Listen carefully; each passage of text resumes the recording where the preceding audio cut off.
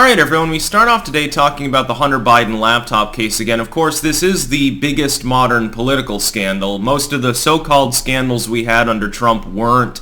Other than the AP spying and Hastings and a few other things, even the Obama admin, relatively squeaky clean compared to what we've already seen from Biden. He's already violated the Constitution a half a dozen times, and of course, the big scandal with the Hunter Biden laptop has nothing to do with crack. It has nothing to do with Hunter Biden soliciting prostitutes. He did both of these things. I don't think that there's any denial, mainly because he got sued by a stripper that he impregnated after cheating on his dead brother's former wife, as his widow. So Hunter is not a nice person. The big scandal is the business dealings. What we're seeing here, a link in the description, archived of course, is that the media is trying to get out ahead of this in order to frame it as just Hunter Biden is problematic. Hunter Biden was involved in corrupt business dealings. Now, none of the articles that I'm seeing that appear to have been astroturfedly released around the same time over the last 48 hours that talk about this, after several days of ignoring the new revelations with regards to the laptop in the wake of the New York Times. Now the WAPO has joined in, refusing to apologize but acknowledging they were wrong without saying so. The big thing is that it implicates Joe Biden. The corrupt business dealings involved Joe Biden explicitly because he was in office at the time. There was favor peddling. There was effectively a quid pro quo that existed multiple times that Biden claimed didn't. There were business meetings with Joe Biden in his official capacity at the time, an elected official, with foreign individuals that he claimed never happened. It was many months ago, it was last year, that we first saw the photographic evidence that those meetings had indeed occurred. It was glossed over by the legacy media.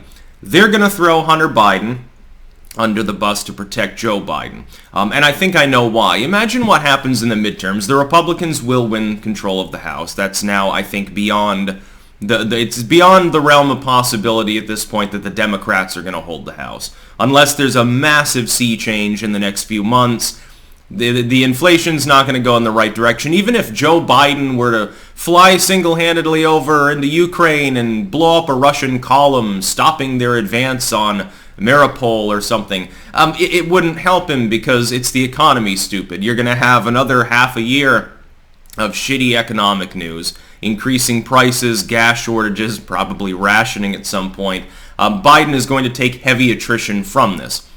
What is the House of Representatives doing right now? They're doing their witch hunt investigation into the non-insurrection of January 6th, and they're using that as a cudgel to try to punish and persecute people adjacent to Trump, even if they weren't directly involved in doing anything and weren't even in D.C. on January 6th. They're going after everything they can. They're grasping at straws because there's no scandal there. If the Republicans retake the House, and they will, and there are enough Trump Republicans, and there probably will be, they could potentially open up their own persecutory witch hunt into Hunter Biden's material. Now, it would be an actual scandal as opposed to the non-event of January 6th or the non-scandal of Trump supposedly dodging taxes. There's a reason the Manhattan DA is refusing to investigate any further. That's because Trump has already been investigated for half of his adult life, it seems, on such things and is squeaky clean. And Biden's not. I think the legacy media is worried that if they don't get out ahead of this story and preemptively frame it as Hunter Biden is corrupt and problematic, and they can blame that on his crack and stuff like that. Well, you know, Joe didn't know. He either was ignorant that he was doing something wrong, or they'll just ignore that part of the story. That way, in the public's mind, at least in the mind of the average liberal, when the Republicans open up, probably, an investigation, and they start talking about Joe Biden, cognitive dissonance will kick in with people that have been inoculated with the fake news, with the propaganda, that it's just about Hunter. Well, yeah, no, the vice president's son at the time, Vice President Biden, was smoking crack and having orgies and stuff. And this is bad, and he made bad decisions and illegal business deals. And so when the Republicans almost inevitably go further, it'll look like it's just a political charade. Now, before I get into this further, and there's a link in the description archived, of course, to one of the pieces of coverage of this. Keep in mind, if you're watching on YouTube, down below there will be a pinned comment with links to other video hosting sites that I use. Keep in mind that I make exclusive content every single day on those platforms, and so you should join me on at least one of them, preferably all of them. The more the merrier. Of course, sometimes a site isn't working properly. This happens frequently on some of them, less on others. Plenty of days when YouTube is sketchy. It's been sketchy for a couple of weeks now. I have to do the redown thing for Odyssey uploads actually from Rumble at the moment. And then the other day Rumble had a brief outage as well. So it's good to have multiple sites you're active on. Here's what they're trying to do. The legacy media is coordinating this. You can see the number of news stories with enough overlapping linguistic facets in a short period of time indicates a central point of organization. We know that they centrally organize for economic news because a mailer was sent out. Oliver Darcy of CNN bragged about it and said, well, yeah, the White House is reaching out to us, the legacy media, to try to convince the public that the economy's not fucking shit.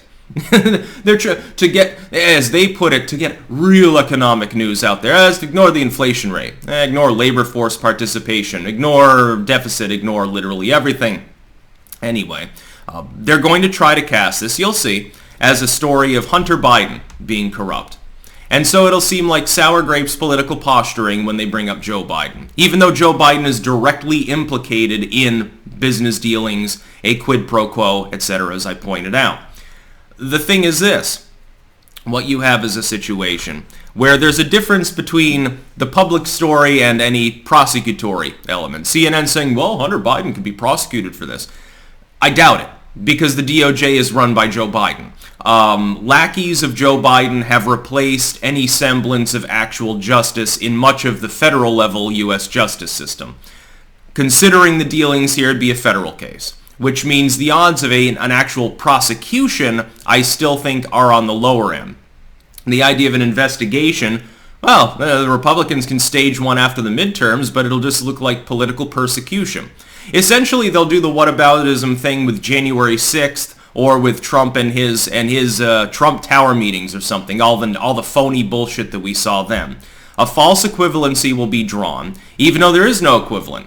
Here we have proof, we have outright proof of a quid pro quo, an illegal one, involving the Vice President of the United States, which then was Joe Biden, and his son. Involving also the firing of the prosecutor in Ukraine. There's no, by the way, conflict of interest right now in U.S. diplomatic circles because of who happens to be the steward. That's just a conspiracy theory, too. Don't look into it. The legacy media will hyper-focus on the business dealings only from the angle of non-involvement by Joe Biden. So it wasn't Joe didn't know it will become effectively the new slogan. Makes sense since he's been demented for a number of years. I don't think he was demented when he was Veep, though. I think that Hunter Biden helped set things up and that he'll take the fall for it. But whether or not there will actually be a criminal proceeding against Hunter Biden, that's way up in the air. They're probably bringing it up just to get the liberals aboard with the idea that there's going to be persecution going on. I already see the whataboutism. Like, why are they thinking of looking into Hunter Biden's laptop? They should be looking more at Trump's taxes. Yeah, like they have for the last half decade, of course. It makes sense. They should be looking more into Clarence Thomas's wife having political opinions. That's a real equivalency. a conflict of interest involving former VP and now the so-called president. That's equivalent to the wife of a SCOTUS member having opinions on January 6th. That's really the line that they're going with. By the way, when they do this, it's usually not from a position of strength. You don't need this sort of central coordination on messaging with all of your corporate media allies and everyone else in big tech, etc. You don't need that if there's nothing wrong. That's why Joe Biden was desperate enough to email CNN and other groups within the legacy media to coordinate economic news, because the economy is faltering. We're on the brink of recession, if not technically in one already. You have inflation nearing double-digit levels. You have low labor force participation. Now you have gas shortages. Did you see the other day Joe Biden saying, well, we're going to release 1 million barrels of oil a day for like the next 6 months. In other words, we're going to drain our strategic stockpile that we really should be holding on to in order to marginally decrease gas prices through the summer because Joe Biden is literally that desperate. By the way, that 6 months happens to line up with the period immediately before the midterms, cutting off right around the time that you wouldn't get that economic news until after the voting had happened. That's also a coincidence, just to be clear. Everything is a coincidence. It just happens to line up perfectly, like Michael Bloomberg's comments about the red wave the night of the 2020 election and his subsequent comments that we're not allowed to mention on YouTube probably, even though it's an actual quote. The legacy media is coordinating to defend Joe Biden with this one. It's as plain as day. Read 3 or 4 of these fucking articles that are all, again, coincidentally coming out at the exact same right time. Little bit of a lull in the news. People less interested in COVID and waning on Ukraine because at the moment there's effectively a stalemate. Peace talks, who knows if they'll succeed. Oh, well, this is the perfect time to drop this into the news cycle. Yeah, sorry everyone, we lied to you before the last election about the existence of Hunter Biden's laptop. We're sorry that we lied about the content once we had to admit that at least it existed. We're sorry we called it a conspiracy theory and a hatchet job. Yeah, we were wrong about everything else, but trust us, we'll analyze it fairly now. Hunter Biden's a bad dude. Joe didn't know. That'll become their new slogan. That's about all.